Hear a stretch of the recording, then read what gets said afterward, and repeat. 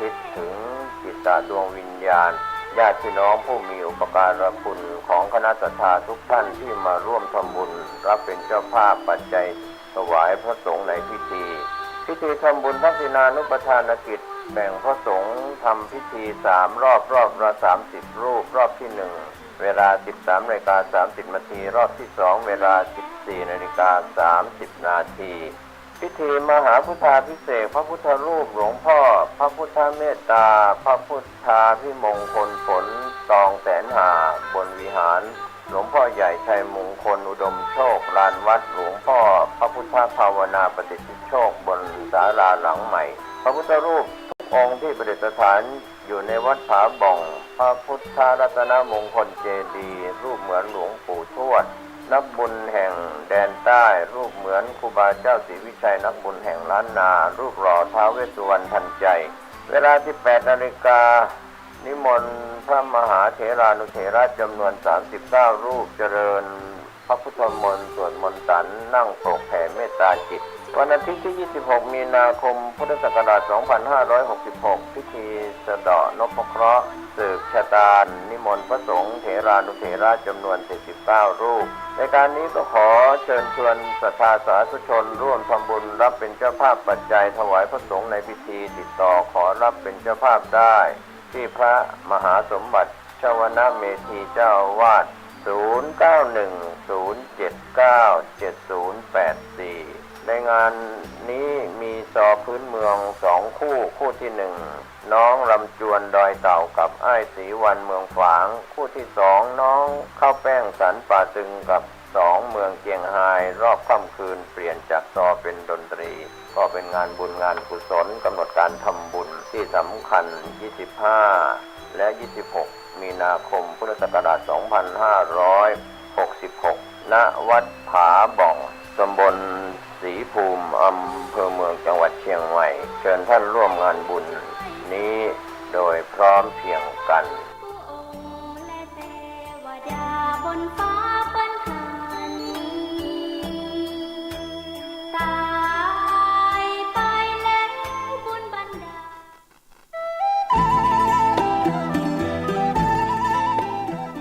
ข่าวสารเพื่อการประชาสัมพันธ์ขอเชิญชวนผู้ใจบุญร่วมสร้างทางสู่สวรรค์ตามรอยแห่งท้าวมัคควานเชิญท่านผู้ใจบุญร่วมทำบุญทอดผ้าป่าสร้างถนนคอนกรีตเสริมเหล็กเข้าสู่สำนักสงฆ์เทพนิมิตรบ้านเปียนตำบลเทพเสด็จอำเภอดอยสะเก็ดจังหวัดเชียงใหม่ถนนส่วนที่ขาดงบกว้าง3 เมตรยาว622 เมตรรวมเป็นระยะทาง 1,866 ตารางเมตรทอดผ้าป่าสร้างถนนวันอาทิตย์ที่ 2 เมษายน พุทธศักราช 2566 เวลา 14 นาฬิกา ณ สำนักสงฆ์เทพนิมิตรบ้านเปียนอำเภอดอยสะเก็ดจังหวัดเชียงใหม่ประธานดำเนินการคณะสงฆ์ตำบลป่าเมี่ยงถึงเทพเสด็จคณะสงฆ์อำเภอดอยสะเก็ดคลื่นสีขาวพระครูธรทานพิทักษ์พระครูศรีปทุมรักษ์ท่านที่จะทำบุญออนไลน์ผ่านเลขที่บัญชีธนาคาร 020-154-602-913 ชื่อกองทุนพัฒนาสำนักสงฆ์เทพนิมิตรบ้านเปียนธนาคารเพื่อการเกษตรและสหกรณ์การเกษตรสาขาดอยสะเก็ดธนาคารธกส.สอบถามรายละเอียดและร่วมบริจาคได้ที่ 0817964608 หรือที่ Facebook สำนักสงฆ์บ้านเปียนก็เป็นงานบุญงานกุศลเชิญผู้ใจบุญร่วมสร้างทางสู่สวรรค์ตามรอยแห่งท้าวมัคควานตำบลทอดผ้าป่าสร้างถนนกำหนดการวันอาทิตย์ที่ 2 เมษายน พุทธศักราช 2566 เวลา 14 นาฬิกา ณ สำนักสงฆ์เทพนิมิตรบ้านเปียนอำเภอดอยสะเก็ดจังหวัดเชียงใหม่เชิญท่านร่วมบุญร่วมกุศลสร้างถนนเส้นทางสายบุญนี้โดยพร้อมเพรียงกัน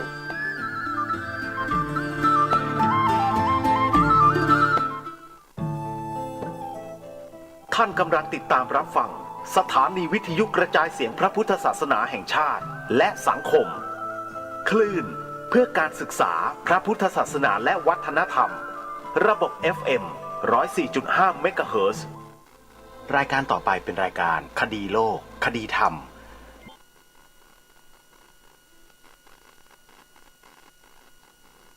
นิดนึงเดี๋ยวอาจารย์มาแป๊บนึงครับคืออย่างนี้ครับถ้าจะมองภาพรวมนะครับท่านอาจารย์เจาะเข้าไป ทางที่มันจะไปสู่ความพ้นทุกข์คือท่านอาจารย์ไปเอาธรรมะของพระพุทธเจ้าเนี่ยมาบอกแล้วว่าจะไปยังไงทางเนี้ยวิปัสสนาเนี่ยนะครับแต่นี้ตอนนี้ผมมองรวมตรงที่ว่าที่ได้เกิดมาอยู่เนี่ยผืนแผ่นดินนี้ แล้วมีพุทธศาสนาเนี่ยมีเหตุมีปัจจัยมาเนี่ยผมกำลังว่าทุกคนเนี่ยมีความโชคดีที่เราได้สั่งสมมาในอดีตแหละต้องทำเหตุมาเพื่อให้ได้มาพบพระพุทธศาสนาแต่ว่าเราจะสามารถรักษาศรัทธาเก่าบุญเก่าของเราได้หรือไม่หรือมาแล้วเนี่ยจะได้รับประโยชน์จากหลักธรรมในพุทธศาสนาจนสามารถหลุดพ้นออกจากทุกข์ได้มากน้อยต่างกันไปแต่เราอย่าลืมนะว่าคนในโลกนี้มีเท่าไหร่ประเทศในโลกนี้มีพุทธศาสนากี่ประเทศครับประเทศไทยเหล่านี้ได้รับการยกย่องว่าเป็นศูนย์กลางของพุทธศาสนาโลกมากี่ครั้งแล้วก็ย้อนกลับไปในอดีตก็ตามแม้แต่ผู้ที่จงเกลียดจงชังพยายามล้างผลาญแล้วก็โจมตีเอาชนะละลานกันมาโดยตลอดอย่างเช่นพระสัมมาสัมพุทธเจ้าก็มีพระเทวทัตเป็นศัตรูแต่สุดท้ายแล้วท่านก็ได้มาบวชในศาสนาเหมือนกันแล้วไม่บรรลุธรรมนะกับตกนรกด้วยนะแต่มีเหตุพระอาจารย์ทำให้ท่านอธิษฐานจิตถวายพระพุทธเจ้าในวาระสุดท้ายก่อนที่จะสิ้นชีวิตเนี่ยแล้วพระพุทธเจ้ายังทำนายอีกว่าจะเกิดมาเป็นพระปัจเจกพุทธเจ้าต่อมาอันนี้เราลองมองสังเวลาเดินไปในประเทศไทยเราเนี่ยตรงไหนก็มีกินครับท่านอาจารย์ครับแต่เวลาท่านไปเดินต่างประเทศอย่างท่านพระอาจารย์พระครูท่านอาจารย์พระครูบรรพตธรรมรักขิตหรือว่าท่านพระอาจารย์สุพิษเนี่ยเขาบอกบางที่เนี่ยมันไม่มีเลยนะเขาไม่รู้เลยว่ามาเดินทำอะไรอีกต่างหากครับแล้วเมื่อก่อนแล้วที่เราฟังทำประวัติเก่าๆของหลวงพ่อชาเป็นต้นที่ว่าไปเผยแผ่ทำไปเดินบิณฑบาตมาทำอะไรมาขอบ้านฉันไม่ได้นะเนี่ยขอทานอย่างนี้ไม่ได้นะอย่างนี้เป็นต้นแต่หลวงพ่อชาก็ชาญฉลาดแล้วก็บอกว่าฉันมาทำกิจของสมณะนักบวชในพุทธศาสนาครับจะมีคนใส่หรือไม่ก็ตามนี่คือทำกิจนี่คือกิจอย่างหนึ่งไงนิสัยสี่ของนักบวชในพุทธศาสนานี้อย่างนี้เป็นต้นเอาไปแสดงได้เป็นบางที่นะแต่ประเทศไทยเรานี่แสดงได้หมดทุกที่ไปเลยเนี่ยเดินไปเลยครับไม่อดบาทเดียวเที่ยวทั่วไทยบาทเดียวเที่ยวทั่วไทยเป็นไปได้ยังไงไปไกลทั่วโลกอีกนะบาทเดียวเนี่ยนะครับโยมเชื่อไหมเอาใส่ไปได้เลยผมเห็นพระรู้ไหมบาทเดียวคืออะไรบิณฑบาตบาทพระเพราะฉะนั้นเนี่ยผมก็เลยภูมิใจอยากจะให้พี่น้องสาธุชนมันจะมีเรื่องอะไรเกิดขึ้นก็ตามเราชาวพุทธเนี่ยเราต้องใจจิตใจกว้างนะให้โอกาสเขาครับคนที่ยังไม่เข้ามาอย่างเรายังไม่สามารถมานั่งฟังธรรมะอย่างเราได้เขาก็รอนะบางคนสารภาพเลยว่าอาจารย์ทำไมไม่เจออย่างนี้ตั้งแต่เป็นสาวไม่งั้นโยมมาบวชตั้งแต่เป็นสาวแล้วตอนนี้ไม่ไหวแล้วครับโอ้พออะไรนะเขาเรียกว่าพอพบของดีขวานก็บินซะแล้วครับมาเจอไม้งามมะยามขวานบินมาเจอไม้งามมะยามขวานบินไม่เป็นไรแต่ก็ยังไม่สายนะยังสั่งสมได้อยู่ใช่ไหมอาจารย์มหาใจกว้างคำพูดเราต้องใจกว้างใจกว้างใช่ไหมครับกว้างแต่ว่าเลือกทำให้บริหารจัดการให้เป็นเรื่องๆโดยใช้ปัญญานะไม่ใช่ว่าปล่อยไปแล้วว่าปล่อยเราใช้คำว่าปล่อยวางที่มันเกิดขึ้นจากปัญญาไปเป็นคำพูดที่บอกปล่อยวางซิปล่อยวางซิแบบปล่อยทิ้งปล่อยขว้างก็มีทิ้งขว้างไปเลยไม่มีเหตุไม่มีผลทิ้งไปเลยครับครับลองมาถามผู้รู้อย่างอาจารย์มหาดูซิไอ้ท่านนิรุตพูดอย่างที่อาจารย์มหาว่าไม่ผิดหรอกที่ว่าทำอย่างเงี้ยนะแต่มันยังไปไม่ถึงจุดหมายปลายทางแล้วมันไปได้ไหมชาตินี้ถ้าเราอยากจะไปเนี่ยท่านมหาช่วยบอกหน่อยสิครับก็ได้ครับแต่ว่าต้องฝึกเราก็ต้องยึดหลักที่พระเจ้าตรัสก่อนยังไงครับก็คือปกติแล้วเนี่ยเราจะทำกรรมใช่ไหมครับถูกครับพระเจ้าตรัสว่ากรรมเนี่ยมันมาจากเจตนาครับทำไมเมื่อกี้ท่านอาจารย์พระครูอุดมท่านบอกว่าให้นั่งภาวนาครับนะครับนั่งภาวนาให้ดูคราวนี้ถ้าเราเอาหลักมาจับพระเจ้าตรัสบอกว่าในสติปัฏฐานเนี่ยถ้าเราจะเริ่มต้นฝึกท่านบอกว่าอันนี้ตามประสบการณ์ผมนะครับแล้วก็ตามที่ผมฝึกมาแล้วก็เรียนรู้ตามหลักที่ไปเข้าในสำนักก่อนหน้านี้ก็อย่างที่บอกนะครับว่า จริงๆผมก็นั่งกรรมฐานไม่เป็นนะอาจารย์ ครับ บวชมา7 ปีนี่ยังนั่งไม่เป็น อืม ครับเรียนมหานี่ก็ได้แต่จำ ครับ ทรงจำเฉย อืม ๆผมตกปรริญญาธรรม4 ประโยค 2 ปีนะอาจารย์ ครับ ผมก็เลยเบนเข็มเข้าสู่วิปัสสนาภาวนา ฮะ เพราะว่าหลวงพ่อเจ้าคณะจังหวัดเนี่ยหลวงพ่อเจ้าคุณพระเทพวิสุทธิคุณเจ้าคณะจังหวัดขอนแก่นซึ่งเป็นอาจารย์เจ้าคุณผมเนี่ยท่านพูดกับผมเพียงคำเดียวนะอาจารย์ท่านไม่ได้พูดเยอะท่านบอกว่าไม่ต้องเรียนอะไรเยอะท่านบอกให้รู้อย่างเดียวและรู้ให้จริงท่านบอกแล้วท่านบอกว่าวิปัสสนากรรมฐานเป็นวิชาการชั้นสูงในทางพุทธศาสนา เคยได้ยินอย่างนี้ไหม ครับเคยได้ยินอย่างนี้ไม่เคยได้ยินครับ ไม่เคยได้ยินจากที่ไหนมา ตอนนั้นเรียน เพิ่ง บาลี จะได้ยินจากหลวงพ่อเจ้าคณะจังหวัด ใช่ครับเรียนบาลีไงเรียนบาลีอยู่แล้วก็แปลไปตามเรื่องนะผม ครับ สอบได้ปรริญญาธรรม3 ประโยคในเรื่องโคปริยพัฒน์ รู้เรื่องดีไหมฮะ โคลากเกวียนนะ ลาก ครับ เกวียนครับแต่ว่าที่โคลากเกวียนเนี่ยเพราะว่าคำพูดนะยันคำพูดดี ครับ แต่ว่าก่อนหน้านั้นพราหมณ์พูดไม่ดีนะแต่ผมสอบได้เรื่องนี้มันออกเรื่องนี้ครับแล้วก็ผมก็จำอาจารย์ก็เลยบอกว่าก็งั้นผมสอบตกไปเรียนธรรม4 ประโยค ครั ผ บ มก็เลยเบนไปเรียน วิปัสสนา วิปัสสนา ไป เพราะ ไป ว่า เริ่มที่ไหนฮะ ผมเรียนปตรีที่วิเลยสงฆ์พุทธชินราช อ๋อไปเรียนปริญญาตรีด้านวิปัสสนา เรียนปริญญาตรีก่อนครับ อ๋อ เรียนปริญญาตรีเพราะว่าในมหาจุฬาเนี่ยก็จะสอน10 วันนะครับแล้วก็มีภาคทฤษฎีในทุกๆคอร์สก็คือจะมาปฏิบัติ1 2 3 4อะไรเงี้ย ค ค รั รั บบ ครับใช่ จ ใช่ นจบปตรีนะครับก็40 วัน ครับ 40 วันนี่ผมก็จะเอาช่วงปิดเทอมมายันมาอะไรปิดผมก็จะไปเดินธุดงค์ อืม แต่ผมไปคนเดียวนะผม อ๋อ ไม่ นี่ ได้ คือไปด้วยส่วนตัว ไปชนตัว อ๋อ ผมก็จะไปป่าช้าบ้าง ไปถ้ำบ้าง เอ๊ะมีแนวคิดอะไร ก็คือผมฝึกจากห้องเรียนใช่ไหมครับ ครับ 40 วันนี่ก็ฝึก10 วัน คือผมปฏิบัติ3 วันแรกเนี่ยผมอันนี้ไม่ได้อวดอ้างนะ พูดเลยครับ แต่ ส พูด ภาวะ ตามความ มัน จริง เกิดทุกคนอ พู ยู่ ดตาม แล้ว ความเป็นจริง ครับ คือผมสามารถนั่งจนเดี๋ยวว่าเห็นพระไตรลักษณ์3 วัน อืม 3 วันเนี่ยผมนั่งตัวแข็งอยู่ประมาณ2 ชั่วโมงผมปฏิบัติที่สิงห์บุรีครับครั้งแรก เห็นอะไรครับตอนนั้น ตอนนั้นเห็นสภาวะธาตุครับ ในร่างกาย ครับธาตุดิน อ๋อ ธาตุดิน ครับ ครับนั่งแล้วตัวมันแข็ง แข็ง ครับตัวมันแข็ง อืม ขยบขยิบไม่ได้ แล้ว 2 ชั่วโมง แล้วรู้สึกยังไง แต่ผมรู้ครับแต่ผม รู้ตัวอยู่ใช่ไหม ผมออกไม่ได้ อืม คือผมออกจากสภาวะนั้นไม่ได้ เพราะว่า ครับ มันทำกันเป็นกลุ่มครับทำเดินนั่งกันเป็นแถวอย่างเนี้ยเหมือนศาลาใหญ่เนี่ยครับ700 กว่ารูปนะอาจารย์ ครับ ตอนนั้นอาจารย์พระครูภาวนาวรานุศาสตร์ปัจจุบันเป็นอาจารย์พระมหาอุไร อืม อยู่วัดข่อยสังฆาราม ครับ ท่านเป็นอาจารย์สอนวิปัสสนาผม ตอนที่ผมฝึกใหม่ๆ อาจารย์พระครูปราสาทสังวรกิจ ตอนนี้เป็นหลวงพ่อเจ้าคุณยานสุนทร อืม อาจารย์เจ้าคุณปัจจุบันนี้อาจารย์เจ้าคณะกรุงเทพ อ๋อท่านเจ้าคุณพระธรรม ครับ วชิระมุนี ครับ วิ ครับแล้ว ครับ ก็ เรียนทำ9 ประโยค ครับ แล้วก็อาจารย์พระครูภาวนาวราลังการเจ้าวาดวัดพระทันตะ ซึ่งเป็นอาจารย์ผมสมัยที่ผมไปเข้ากรรมฐานเป็นนิสิตปฏิบัติสังจิต1 ปี ครับ ตอนนั้นผมไปเข้า แล้วทำยังไงตัวแข็งอาจารย์ ก็รอให้มันคลายอาจารย์ มันจะคลายของมัน มันจะคลายของมันเอง แต่พวกนั่งตัวแข็งไม่น่ากลัว ครับ แต่พวกนั่งแล้วโยก นั่งโยกก็ไม่น่ากลัว แต่พวกลุกขึ้นวิ่งเนี่ย โอ้ ต้องเข้าใจ อันนี้คืออะไร ครับ เป็นปิติครับอาจารย์ ปีตินะครับ ปิติ อืม ปิติเฉยๆอันนี้ แปลว่าสมาธิมาก ไม่ครับ ไม่ใช่เหรอ มันเป็นธรรมชาติของผู้ปฏิบัติเมื่อปฏิบัติก็จะปรากฏ แต่ว่ามันมีปัญหาอยู่ว่า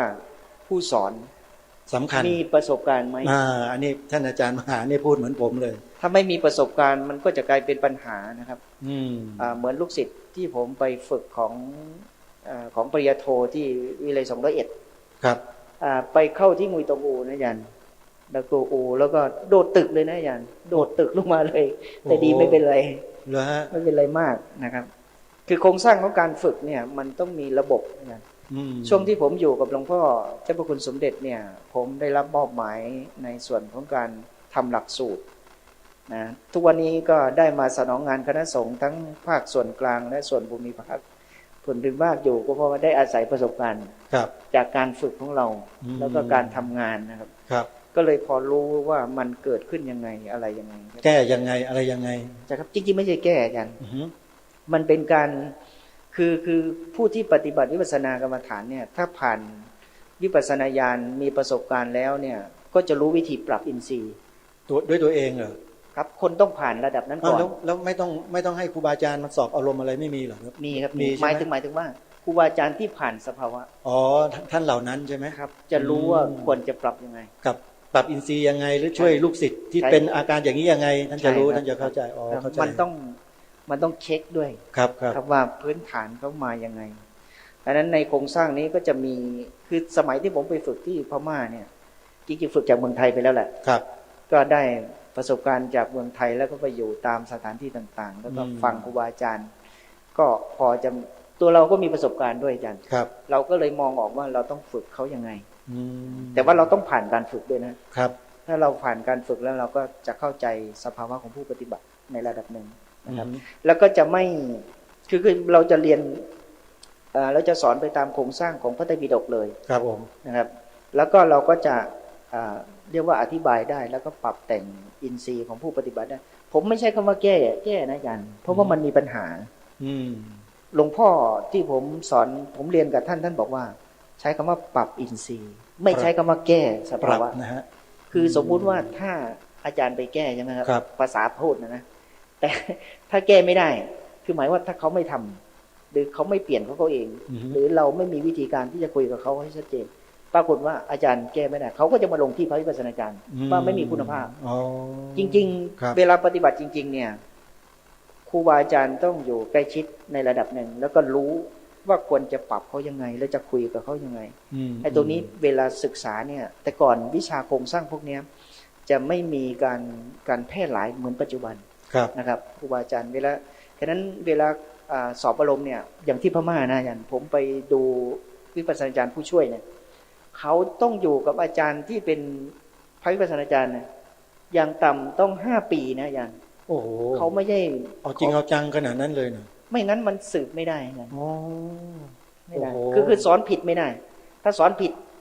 มันเพี้ยนเลยนะอาจารย์ อืม มันจะทำให้คนแอนตี้ ก็ วิ ไม่ ปัส แต ส ก นาเลย ไม่แตกต่างอะไรจากวิชาบาลีเลยสิฮะ ครับ จะต้อง ไม่ได้ เพี้ยนไม่ได้เลย ครับไม่ได้ มันเป็น โอ้โห ระบบมุขปาฐะ แปลว่าคันธาธุระกับวิปัสสนาธุระที่เราสืบกันมาเนี่ย จนถึงบัดนี้ที่ท่านเจ้าประคุณสมเด็จพระพุทธชินวงศ์ท่านมาสารต่อจนเป็นระบบของการศึกษาที่เป็นระดับปริญญาเนี่ย ก็มาถูกทางแล้วสิ มาถูกครับแต่ว่า มันเป็นอย่างนี้อาจารย์เนื่องจากโครงสร้างหลักสูตรของประเทศไทยเราเนี่ย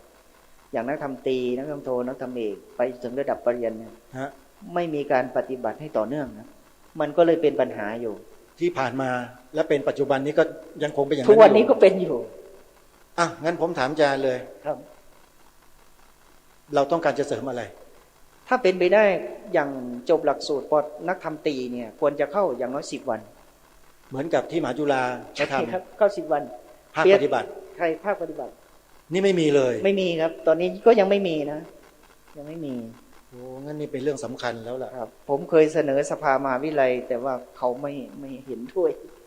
แล้วเสนอกับแม่กองก็เขาไม่เอา ขออนุญาตนะส่วนตัวนิดหนึ่ง ครับ ผมในฐานะเป็นผู้ช่วยเลขาธิการกองการวิปัสสนาธุระแห่งประเทศไทยของพ่อสมเด็จอาจเนี่ยในปัจจุบันชุดปัจจุบันเนี่ยนะครับ เราประชุมกันในคณะกรรมการบริหารเนี่ยแล้วเราก็ตกผลึกว่าควรจะเสนอให้พระผู้ใหญ่ เพิ่ม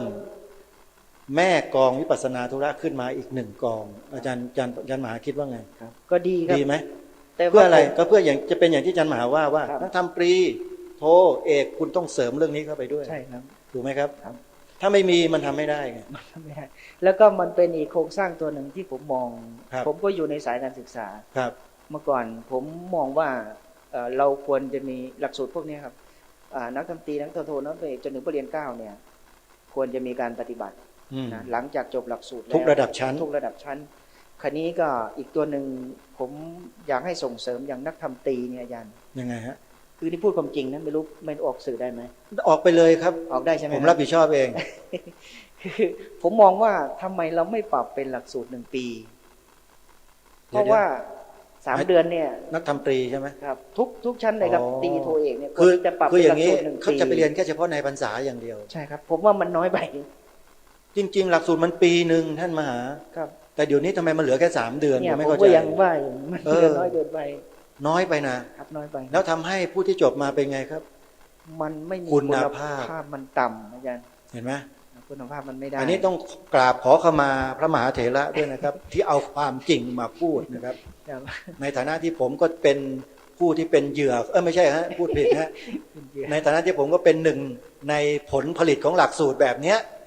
แต่โชคดีหน่อยนะครับ ที่ผมได้สำนักเนี่ยพระอาจารย์ที่เขาสอนวิปัสสนากรรมฐานน่ะ ครับ มันก็เลยโชคดีหน่อย เลยได้ทั้งปริยัติและปฏิบัติอย่างเข้มข้นเลย ครับ ผมบอกชื่อหน่อยก็ได้สำนักเมื่อก่อนเนี่ยนะฮะเข้มมากก็คือวัดพนมมนาวาส ครับ โอ้โหเรียนทั้งปริยัติปฏิบัตินี่คู่กันแบบปิดวาจาลุยกันเลยอาจารย์แล้วมันได้อะไรที่ ได้ ไม่เหมือนกับที่เราเรียนแล้วสอบเรียนเนี่ยมันผมใส่หัวอย่างเงี้ย ครับ มันได้นั่นแค่นั้นแหละ แล้วก็อันนี้มันคล้ายๆกับไปลอกสอบแล้วก็ออกมาเฉย อาจารย์ก็เอาความจริงมาพูดอีกเลย ๆ มันเป็นอย่างนั้นจริงๆครับ เอาความจริงมาพูดนะมันเป็นจริงยอมรับมันเป็นจริงมันผลที่ได้รับจากการคันถาธุระอย่างที่ให้อาจารย์พระครูท่านเป็นผู้สมมุติเนี่ยนะมันเลยได้ผลออกมาน้อย ถ้าขาดวิปัสสนาธุระอันนี้คือเรื่องจริง ครับ ครับ จริง อันนี้อาจารย์มหาเสนออย่างนี้นะ ผมเสนอครับ เอางั้นไว้อย่างนี้ก่อนเอามาที่ฝ่ายคันถาธุระอาจารย์พระครูว่าไงอ่ะท่านฝ่ายวิปัสสนาว่าอย่างนี้จริงหรือเปล่า ครับ ลองฟังท่านอาจารย์พระครูนิรุต หลัก ดูสิ สูตรเขาก็มีกันมานานแล้วทีนี้เขาก็พยายามปรับผมเข้าใจว่าครูบาอาจารย์ในแต่ละยุคเขามีหลักสูตรมาแล้วเนี่ยเมื่อคนในยุคนั้นมีความเพียรมีศรัทธาหรือว่าปรับอินทรีย์ของตนเองไม่ได้เข้ามาแล้วเนี่ยความใฝ่รู้การศึกษาอะไรเนี่ยมันจะแตกต่างจากยุคก่อน หรือว่าระยะเวลาการเวลาที่เขาเข้ามาในช่วงระยะไหนเดี๋ยวนี้ท่านอาจารย์จะสังเกตไหมว่า ครับ คนมาบวชในพุทธศาสนาเนี่ยไม่มีใครตั้งเป้าไว้ว่าจะบวชเอาพรรษา หมดแล้ว เริ่มหด น้อยมากแล้ว เริ่มน้อยแล้ว ใช่อันนี้ ก็จะ เรื่องจริง บอกว่า เรื่องจริง บวชพอได้ให้พ่อให้แม่สบายใจบวช ครับ ให้พ่อให้แม่ อ้างพ่ออ้างแม่นะ อืม ทีนี้เรามาอ้างกับครูบาอาจารย์อีกนะ ว่า อย่าให้ผมเรียนอะไรมากเลย ตอนผมเป็นคารวะผมก็เรียนมาเยอะแล้ว โอ้ไปกันใหญ่เลยทีนี้ ไม่เรียนเลยทีนี้ ไม่อยากเรียน ไม่อยากเรียน ไม่อยากฟัง ไม่อยากสวดม ผ น ม ต์ บวชมาพักผ่อนครับ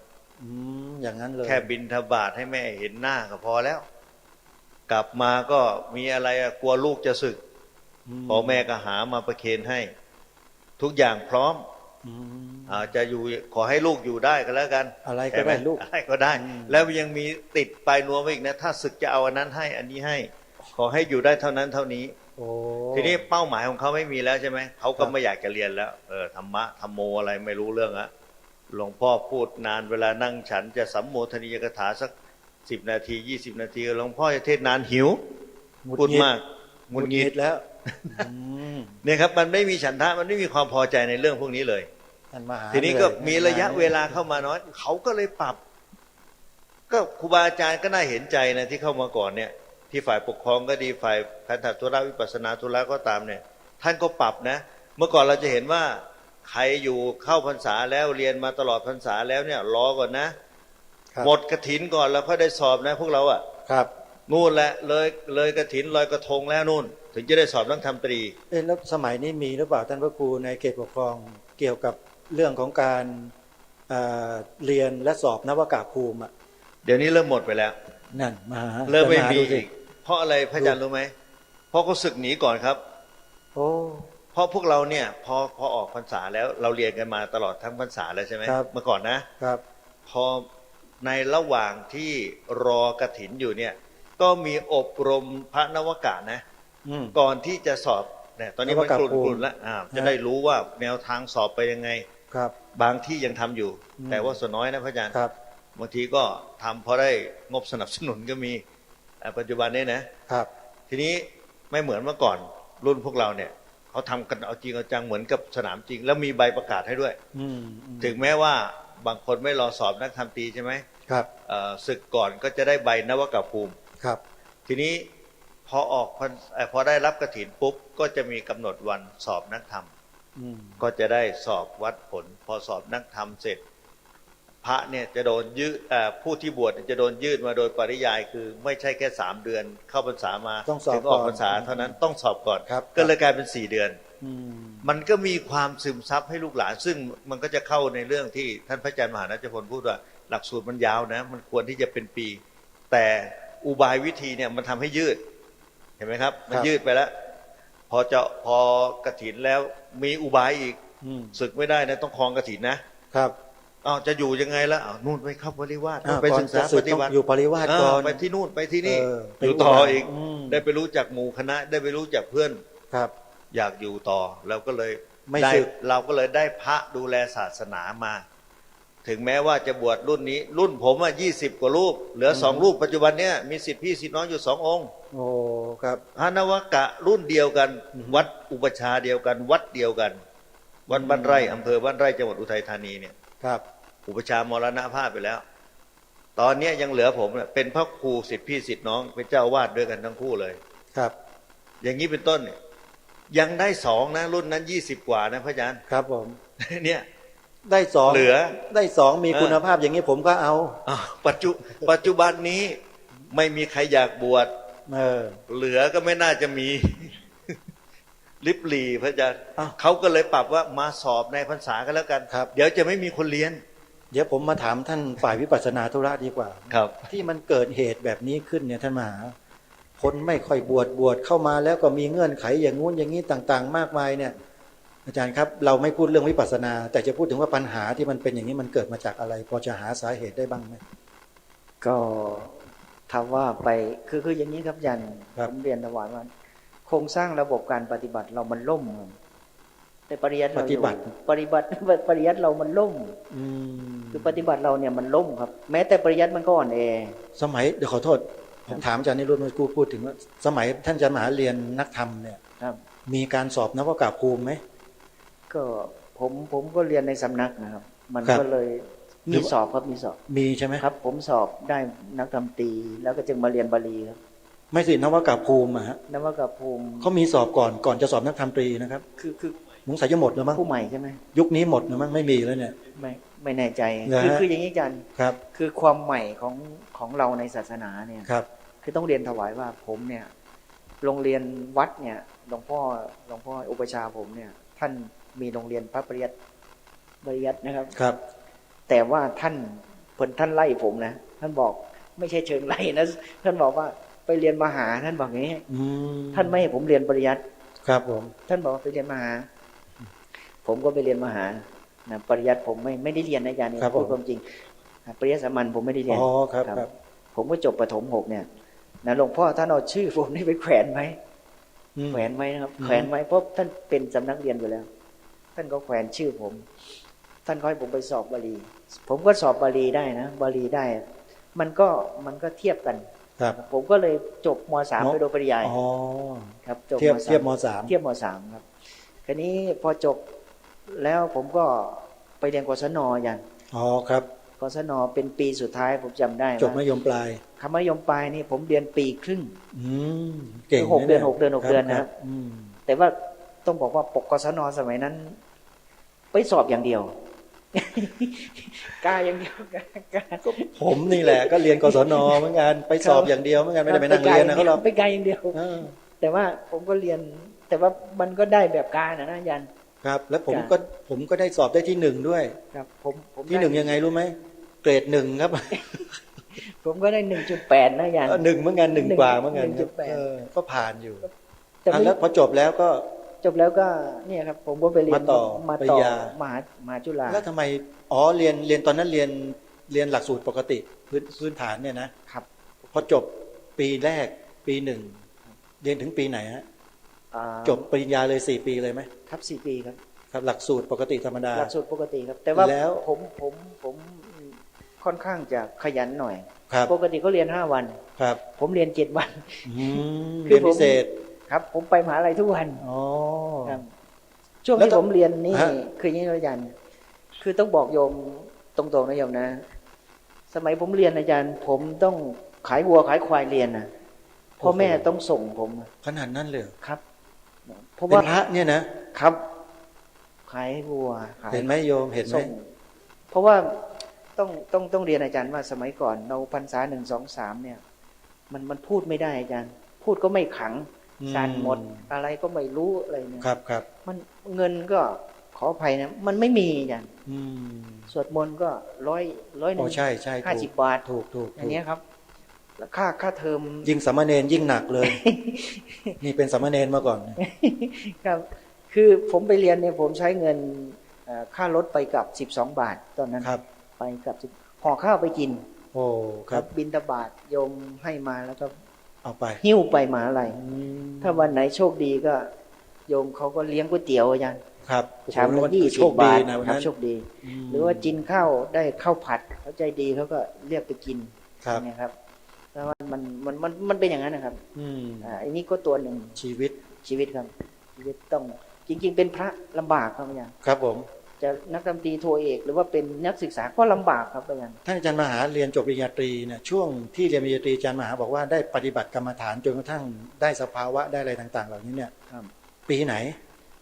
ปี 1ครับ โอ้โหได้ตั้งแต่ปี 1แล้วเอาแล้วไม่เลิกเรียนเหรอไม่ไปเข้ากรรมฐานเหรอตอนนั้นใจไม่อยากจะไปอย่างนั้นแล้วเหรอ อ๋อไม่ครับคืออย่างนี้อาจารย์คือผมมีความคิดอย่างหนึ่งก็คือ ผมจำนิทานเรื่องหนึ่งได้ หลวงพ่ออุบาลีครับทรงวินัย ครับ พระพุทธเจ้าตรัสกับหลวงพ่ออุบาลีว่าคุณอยู่นี่แหละไม่ต้องไป อืม คุณต้องทรงทั้งปริยัติและปฏิบัติ ครับ ครับ ผมก็เนี่ยได้นิทานอย่างเงี้ย อ๋อ มันช่วย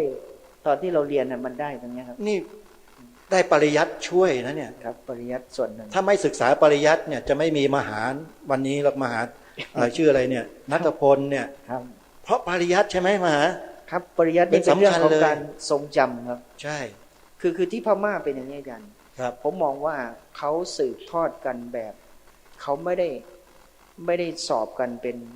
เป็น สั้นๆ ชั้นๆอย่างเรา ครับ คือหมายความว่าเขาต้องอยู่กับอาจารย์ สมมติว่าอาจารย์เป็นอาจารย์ใหญ่ใช่ไหม ครับ ผมต้องอยู่กับอาจารย์เนี่ยอย่างน้อยต้อง5 ปี3 ปี อืม ไม่งั้นไม่เลื่อนนะครับ ผม ไม่เลื่อนขึ้นเป็นวิปัสสนาจารย์ แปลว่าต้องถอดอะไรที่เป็นความรู้ของอาจารย์มาจะต้องถอดใส่ไปให้ตัวเองให้มากที่สุด ครับ แต่เท่าที่ผมสังเกตอาจารย์ ผมเรียน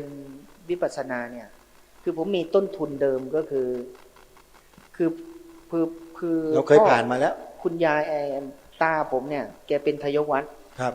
แกก็จะเล่านิทานกรอกของผมทุกวันก่อนจะนอนเนี่ย อ๋อตั้งแต่เด็กๆมา ครับ ท่านจะเล่านิทานเรื่องนู้นเรื่องนี้ให้ผมฟัง แล้วผมก็ปลูกฝังเรื่องพวกนี้มาตั้งแต่ อันนี้จะบอกว่าเป็นอุปนิสัยได้ไหม ใช่อุปนิสัยครับ อ่า เพราะว่าอันนี้คือผมเนี่ยปฏิญาณตัวเองตั้งแต่อายุ12อาจารย์ ว่า ผมประกาศเลย ผมจะไม่สึกครับ โอ้โห ผมจะบวชไม่สึก เป็นเนนเนี่ยนะครับ ผมพูดเองครับ พูดออกมา พูดออกมา จากความรู้สึกในใจของเราเอ ครั ง บ เลย จากความรู้สึกในใจ อืม ว่าผมจะไม่สึก แล้วได้ตั้งเป้าหมายไว้ไหมถ้าประกาศอย่างนั้นแล้วตอน12เนี่ย ก็มันมีอุปสรรคอยู่บ้างอาจารย์ แต่ว่ามันก็ผ่านมาได้นะครับ เช่นเรื่องนาลี อ๋อ เรื่อง ครับ เงินอย่างเงี้ยก็มีอยู่บ้าง แต่ว่าไม่หนัก ครับ เรื่องผู้หญิงนี่ผ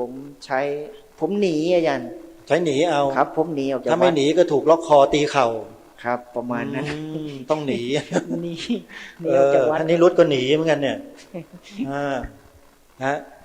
เสร็จแล้วก็ต่อปริญญาโทไอ้ตอนที่ไปเรียนปริญญาโท อาจารย์ตั้งความตั้งใจของอาจารย์ไปเรียนสาขาอะไร คืออย่างนี้ครับ คือผมเนี่ยพอผมปฏิบัติอาจารย์ท่านก็แนะผม อาจารย์พระครูภาวนาท่านแนะบอกว่าเนี่ยท่านบอกว่านิสิตมหาจุฬาเนี่ย มันเยอะนะครับ เยอะก็จริง แต่ท่านบอกว่า คุณเป็น1 ใน 700นะที่ต้องอยู่ต่อท่านบอกงั้น พูดอย่างนี้เลย ครับ แปลว่าเห็นแวว 1 ใน 700ครับ ที่ต้องอยู่ต่อท่านว่างั้น ครับ แล้ว อันนี้ รู้สึกยังไง ได้ยินอย่างนั้น ผมก็คือเวลาท่านอาจารย์พูดเนี่ยท่านจะไม่ได้พูดถึงตัวท่านเองครับ ครับ ท่านจะพูดถึงหลวงพ่ออาจว่าหลวงพ่ออาจสั่งไว้ตอนที่ท่านจะเสียเนี่ย ท่านบอกว่าพวกคุณต้องอยู่นะช่วยกันดูแลศาสนาเนี่ยครับใครจะสึกก็สึกไป แต่พวกอยู่คุณต้องอยู่ แล้วอาจารย์ผมก็เป็นหนึ่งในลูกศิษย์รุ่นนั้นที่หลวงพ่อสั่ง ให้ไปเรียนวิปัสสนาที่วิเวกอาสม ครับ ชลบุรี ครับ ผมก็ตามรอยไปครับ อย่างเงี้ยครับ ก็เลยเป็นเหตุให้ผมมีอยู่มาได้จนถึงทุกวันนี้เหมือนกันนะครับ พูดถึงหลวงพ่ออาจนิดหนึ่ง ที่ท่านอาจารย์มหาพูดถึงท่านเนี่ยในฐานะผมเป็นศิษย์วัดมหาธาตุมาตั้งแต่เป็นเด็กผมเข้าวัดมหาธาตุมาตั้งแต่อายุ3 ขวบครับถ้านับปีนี้ก็อาจารย์ก็ลองนับดูแล้วกันว่าปีนั้นปี2514อาจารย์เกิดหรือยังไม่รู้ยังไม่เกิดยังไม่เกิด ผมเกิดอาตมาก้าวเข้ามาในวัดมหาธาตุปี14แล้วก็ได้มาคุ้นเคยกับวัดมาตั้งแต่นั้นเป็นต้นมาจนกระทั่งได้มารู้ว่าหลวงพ่อสมเด็จอาจเนี่ยได้สร้างคุณูปการไว้ให้กับสังคมสงฆ์ในประเทศไทยเราอย่างมหาศาลก็คือเป็นผู้ให้กำเนิดวิปัสสนาธุระตามแนวมหาสติปัฏฐานสูตรเป็นรูปแรกของเมืองไทยตามพระไตรปิฎกด้วยนะครับนี่คือผลผลิตเนี่ยครับรุ่นนี้ยังมีอยู่นี่ต่อไปท่านมหาณัฐพลเนี่ยจะต้องมาเป็นผู้สารในเรื่องนี้แน่เพราะท่านเป็นนิสิตของบาลีพุทธโคตแล้วจบปริญญาโทแล้วใช่ไหมอาจารย์จบแล้วอาจารย์แล้วคิดจะต่อปริญญาเอกไหมผมไม่มีเงินผมเลยเรียนไม่ได้โยมอ้าวพเดียงสงเลย จะถวายค่าศึกษาแล้วเรียนให้ท่านจบปริญญาเอกกันสักรูปหนึ่งได้ไหมเนี่ยโยมทางบ้านด้วยนะถ้าเห็นด้วยเดี๋ยวติดต่อมาที่ท่านพระครูอุดมเดี๋ยวท่านพระครูอุดมจะรับผิดชอบช่วยท่านพระอาจารย์มหาให้เรียนให้จบผมไม่เชื่อหรอกว่าคนชาวพุทธเราจะไม่ส่งเสริมพระภิกษุสงฆ์แบบนี้นะอาตมาไม่เชื่อจะปล่อยให้ท่านทิ้งอยู่อย่างนี้ไม่ได้เพราะหลักสูตรที่บาลีพุทธโคตทำหลักสูตรวิปัสสนาธุระขึ้นมาเนี่ยอาตมายังนึกอยู่ในหัวใจเลยว่าเฮ้ยขออภัยนะมันพูดในใจตัวเองว่าเฮ้ยมีด้วยเหรอวิปัสสนาธุระระดับปริญญาตรีโทเอกทำไมมันดีอย่างเงี้ยเสียดายอาตมามันหมดสิทธิ์ไปแล้วโยมไม่มีโอกาสได้เรียนแล้วก็ต้องอาศัยครูบาอาจารย์เหล่านี้แหละให้ท่านศึกษาแล้วก็มีความชำนิชำนาญเชี่ยวชาญเฉพาะทางตัวเนี้ยออกมาเผยแผ่เรื่องวิปัสสนาธุระให้กับชาวพุทธของเราในอนาคตทีนี้แหละโยมถ้าเรามีพระสงฆ์เหล่านี้ผลิตออกมามากๆนะต่อไปเรื่องวิปัสสนาธุระเนี่ยโยมหายห่วงเลยไปปฏิบัติเถอะที่สำนักท่านเนี่ยไม่ผิดหวังแน่นอนอาตมาเนี่ยเอาหัวประกันเลยถ้ามาจากสายสมเด็จอาจเนี่ยจริงๆตรงทางเป๊ะเลยโยมและจะเข้าใจอะไรได้อย่างถูกต้องตรงประเด็นมากต้องขอขอบคุณท่านเจ้าพระคุณสมเด็จพระพุทธจารย์อาจอัสสปมหาเถระที่ท่านได้นำสิ่งเหล่านี้มาให้แก่พวกเราลูกหลานชาวพุทธได้สืบสารกันสิ่งเหล่านี้กันต่อนี่คือวิปัสสนาธุระตัวจริงเสียงจริงอีกรูปหนึ่งซึ่งมีอีกจำนวนมากมายนะอาจารย์ในสถาบันบาลีพุทธโคตกำลังผลิตอยู่ตอนนี้ใช่ไหมอาจารย์ช่วยเล่าให้ฟังหน่อยที่บาลีพุทธโคตเป็นยังไงคือผมเป็นรุ่นที่3นะครับที่หลวงพ่อท่านส่งไปที่พม่าครับส่งไปที่พม่าก็เหมือนกับว่าคือผมมีทุนเดิมก็คือผมเรียนมหาจุฬาอยู่แล้วนะครับแล้วก็อาจารย์แล้วก็สอนแล้วก็ผมก็ไปเข้าหลักสูตร1 ปีนิสิตปฏิบัติภาษาอังกฤษ1 ปีก่อนที่ผมจะไปพม่าครับแล้วก็หลวงพ่อก็คัดคือจริงๆผมเป็นนักเรียนทุนของวิไลสงฆ์พุทธิชินราชตอนนั้นนะครับ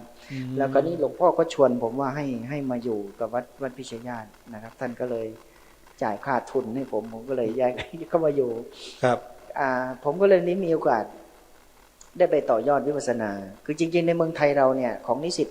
ป.ตรีป.โทป.เอกเนี่ยมันก็ทำอยู่ครับแต่ว่ามันไม่ต่อเนื่องอาจารย์ครับผมเคยปรึกษากับทางมหาลัยว่าจริงๆสำนักปฏิบัติธรรมเนี่ยเราขาดพระวิปัสสนาจารย์ที่มีประสบการณ์เข้าไปคือถ้าว่าไปแล้วมันก็ต้องย้อนกลับมาที่เดิมอาจารย์คือกองการวิปัสสนาธุระเราไม่ได้สร้างฐานตั้งแต่ที่ว่าเมื่อกี้นี้ป.ตรีครับนักธรรมตรีโทเอกจนถึงประโยคต่างๆเนี่ยที่อาจารย์มหาพูดเนี่ยหลวงพ่อสมเด็จอาจท่านก็คิดอย่างนี้เชื่อผมไหมครับคือฐานมันไม่มีท่านจึงไม่เอาวิปัสสนาธุระมาไงครับคราวนี้เราก็เลยมาฝึกระยะสั้นกันแล้วส่วนใหญ่ครับใช่ระยะสั้นนี่ก็ดีอยู่ครับแต่ว่ามันไม่สม่ำเสมอเป็นแค่เชื้ออย่างเดียวครับถ้าไม่ไปต่อยอดก็หมดครับมันไม่ต่อมันก็ไปไม่ได้เจ้าพระคุณสมเด็จพระพุทธชินวงศ์วัดวิชัยญาณท่านจึง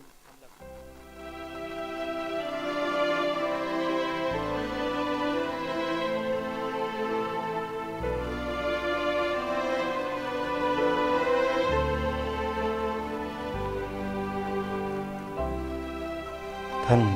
สาธุชนท่านผู้ฟังทุกท่านเสียงที่ท่านฟังจบไปเมื่อสักครู่นี้ก็เป็นการเสวนาธรรมะธุระสองอย่างของพระพุทธศาสนาของเราโดยท่านพระครูจริยสารธรรมแล้วก็พระมหานัชพลพันธญาโนวิปัสสนาธุระของบาลีพุทธโคตซึ่งเป็นวิทยาเขตของมหาวิทยาลัยมหาจุฬาลงกรณราชวิทยาลัยท่านจบปริญญาโทด้านวิปัสสนาธุระมาโดยตรงก็กำลังปรารภพูดคุยกันถึงงานวิปัสสนาธุระของเมืองไทยของเราโดยเฉพาะในสายการศึกษาพระปริยัติธรรมที่ทางพระมหานัชพลต้องการหรือปรารถนาจะให้มีหลักสูตรการปฏิบัติวิปัสสนากรรมฐานเนี่ยเสริมเข้าไปในหลักสูตรด้วยคล้ายๆกับของมหาวิทยาลัยสงฆ์ที่หลังจากสอบภาคการศึกษาจบก็จะต้องไปเข้ากรรมฐานกันตามจำนวนวันที่กำหนดแต่ละชั้นปีก็จะแตกต่างกันไปชั้นปริญญาตรีก็จะกำหนดวันฝึกอบรมวิปัสสนากรรมฐานในเบื้องต้นจำนวน10 กว่าวันถ้าเป็นนิสิตปริญญาโทก็จะเพิ่มจำนวนวันเพิ่มขึ้นไปถ้าเป็นนิสิตปริญญาเอกก็จะสูงขึ้นไปอีกเท่าที่ทราบก็คือประมาณ45 วันต่อเนื่องซึ่งจะได้รับผลจากการฝึกฝนอบรมวิปัสสนาธุระได้เป็นอย่างดีมากๆเลยตามคำบอกเล่าของพระมหานัชพลรูปที่ร่วมเสวนาเมื่อสักครู่นี้จริงๆแล้วอาตมาภาพนั้นเดินมาจากสายวิปัสสนาธุระโดยตรงเริ่มอุปสมบทมาจำพรรษาแรกก็เรียนวิปัสสนาธุระปฏิบัติวิปัสสนากรรมฐานก่อนเลยเป็นอันดับแรกจึงมีความเข้าใจในสิ่งที่พระมหานัชพลและก็พระครูจริยสารธรรมท่านพูดการศึกษาปริยัติธรรมแผนกบาลีก็ดีแผนกนักธรรมก็ดีตั้งแต่เปิดหลักสูตรมาเนี่ยไม่มีการปฏิบัติวิปัสสนากรรมฐานหรือสมถกรรมฐานใดๆเลยจึงทำให้นักศึกษานักเรียนทั้งแผนกธรรมแล้วก็แผนกบาลีเนี่ยเข้าไม่ถึงเนื้อหาที่แท้จริงตามพุทธประสงค์คือเข้าไม่ถึงเนื้อหาแท้ของธรรมะได้แต่รูปๆคลำๆกันอยู่ภายนอกจับหนังสือขึ้นมาแล้วก็มานั่งท่องแล้วก็เอาไปสอบบางทีก็ท่องกันไม่จบเวลาไปสอบก็หอบหนังสือเข้าไปดูเวลาสอบด้วยเรียกว่าลอกกันทั้งดุ้นก็มีต้องยอมรับความจริงนะคณะสงฆ์เราที่ไม่สามารถที่จะแก้ปัญหาเหล่านี้ได้แล้วก็แถมยังจะสนับสนุนการกระทำความผิดทุจริตในการสอบการอะไรต่างๆกันด้วยถ้าไม่เจอมาด้วยตัวเองก็ไม่พูดหรอกโยมแต่ถามว่าสิ่งเหล่านี้มันทำลายความเจริญความมั่นคงของประเทศชาติบ้านเมืองเราไหมเป็นการทำลายความมั่นคงของชาติบ้านเมืองหรือเปล่าเปล่าพระภิกษุสามเณรที่ลอกข้อสอบกันก็ดีที่ทุจริตในการสอบเอาหนังสือไปดูในห้องสอบก็ดีเนี่ยยังดีกว่าพวกโจรที่ฆ่าชีวิตคนอื่นผู้บริสุทธิ์ตายทุกวันดีกว่าตั้งเยอะโยม ถ้าโยมจะว่าพระสงฆ์สามเณรเหล่านี้นะอาตมาภาพก็ขอปกป้องพระภิกษุสงฆ์สามเณรเหล่านี้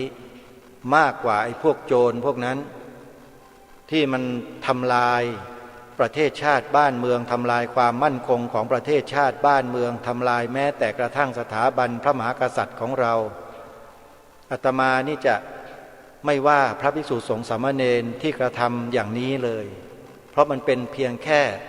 ความผิดเล็กๆน้อยๆซึ่งมันไม่ได้เป็นปัญหาต่อชาติบ้านเมืองแต่อย่างใดไม่แต่ไอ้พวกโจรทั้งหลายที่ถืออาวุธมายิงมาฆ่าประชาชนคนบริสุทธิ์ฆ่าพระสงฆ์อยู่ทุกวันเนี่ยนั่นต่างหากเล่าที่ทุกคนจะต้องเบนเข็มไปหาพวกคนเหล่านั้นแล้วก็ตั้งประเด็นตั้งคำถามว่า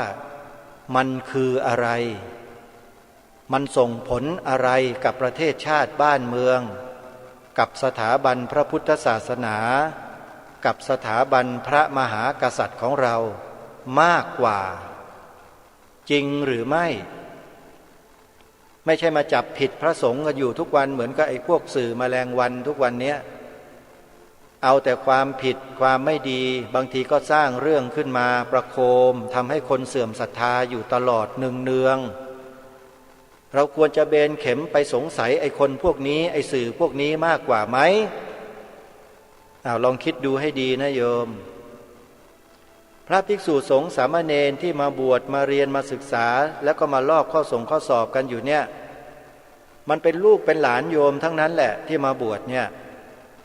พฤติกรรมเนี่ยมันเป็นมาตั้งแต่มันสมัยเป็นนักเรียนกันแล้วที่พ่อแม่เขาอบรมไม่ดีมานั่นแหละ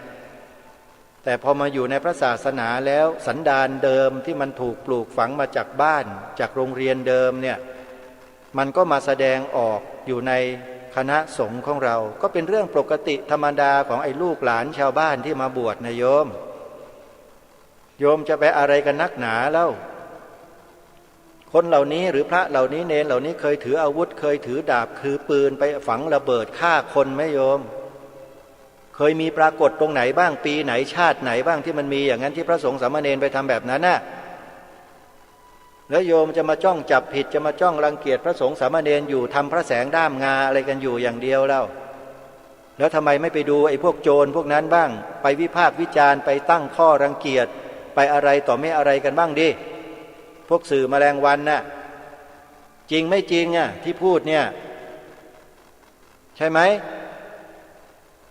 อะไรกันนักหนามาจ้องจับผิดแต่พระสงฆ์อยู่วันยังค่ำประโคมแต่สิ่งที่ไม่ดีใส่ร้ายป้ายสีสาดเสียเทเสียป้ายโคลนอยู่ตลอดเวลาไม่มีอะไรทำกันหรือไง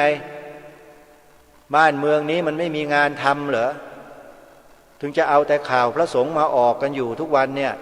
ไอ้พวกสื่อแมลงวันอาตมาภาพก็พูดตรงๆแบบนี้แหละเพราะทนต่อพฤติกรรมที่มันกระทำกันอยู่ทุกวันนี้ไม่ได้หรอกโยม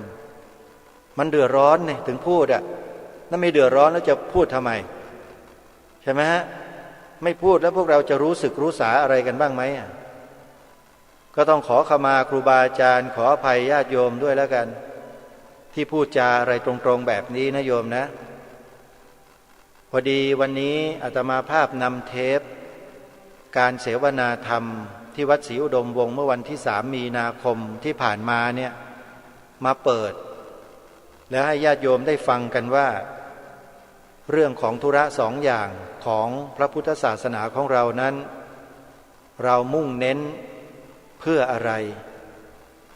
ไม่ได้สอนให้ภิกษุสามเณรเราไปจับอาวุธไปเข็นฆ่าผู้บริสุทธิ์ฆ่าราชการต่างๆฆ่าพระฆ่านักบวชต่างศาสนาอะไรไม่มีเลยแม้แต่นิดเดียวแล้วมาจับผิดพระสงฆ์สามเณรกันอยู่ทำพระแสงด้ามงาอะไรกันอยู่ล่ะใช่ไหมโน่นไปจับผิดไอ้พวกโจรพวกโน้นกล้าหรือเปล่าเนี่ยดีเก่งกับพระสงฆ์สามเณรกันนั่นแหละพวกแกเนี่ยใช่ไหมล่ะอาตมาพูดความจริงโยมทำรายการวิทยุแล้วจะมาพูดหน่อมแนมอยู่ไม่ได้ประโยชน์อะไรหรอกมันต้องพูดให้ชัดให้ตรงเรื่องบ้านเรื่องเมืองเรื่องสังคมของเราที่เป็นทุกวันนี้ พูดให้มันชัดให้เห็นภาพ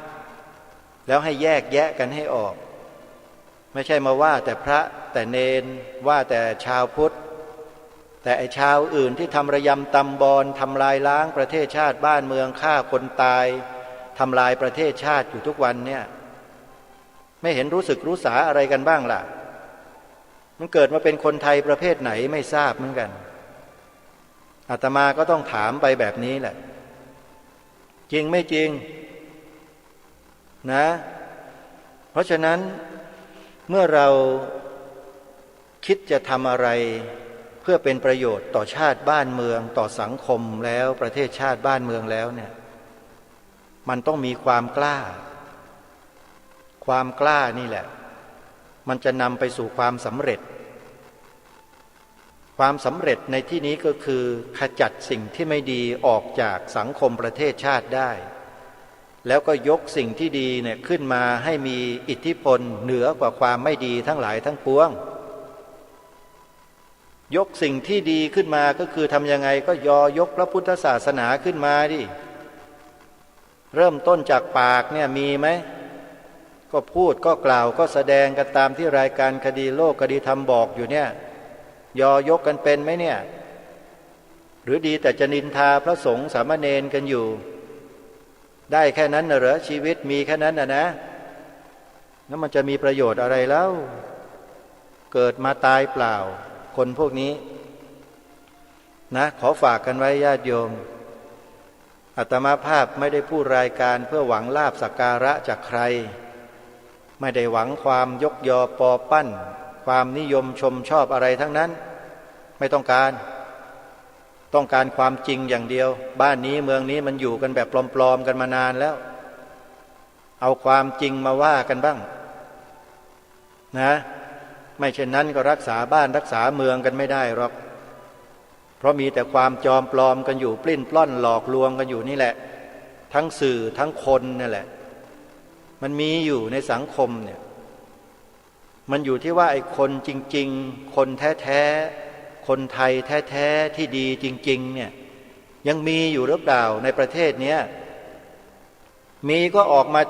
ยืนหยัดมาต่อสู้กับสิ่งที่ไม่ดีวิธีการต่อสู้ไม่ใช่เอาระเบิดเอาปืนไปยิงไปฆ่าเขาไม่ใช่ก็มาช่วยกันทำความจริงของบ้านนี้เมืองนี้มันปรากฏให้มันโดดเด่นออกมาดิมีอะไรดีล่ะบ้านนี้เมืองนี้ถ้าไม่รู้นู่นแงนดูธงชาติที่เคารพกันอยู่ทุกวันนู่นแล้วไปถอดความออกมาแล้วก็เอามาโชว์เอามาอวดเอามาอ้างเอามายกเอามาประกาศให้เป็นที่รู้ให้เป็นที่ปรากฏสิใช่ไหมล่ะนั่นแหละของดีของเราอยู่นั่นบรรพชนบรรพบุรุษเสียเลือดเนื้อมาก็รักษาสิ่งนี้มาให้เราทั้งนั้นมีสำนึกกันบ้างไหมเนี่ยถามทุกคนนั่นแหละทั้งพระทั้งโยมอ่ะโกรธก็โกรธมาดิไม่ได้ว่านี่ไม่ได้มาทำรายการเพื่อที่ให้ใครมารักมาชอบนี่คนที่รักที่ชอบมีอยู่เขามีปัญญาคิดแต่คนที่ไร้ปัญญานี่ก็คิดไม่ออกแล้วก็ด่าว่าแต่รายการนี้อยู่ตลอดนั่นแหละ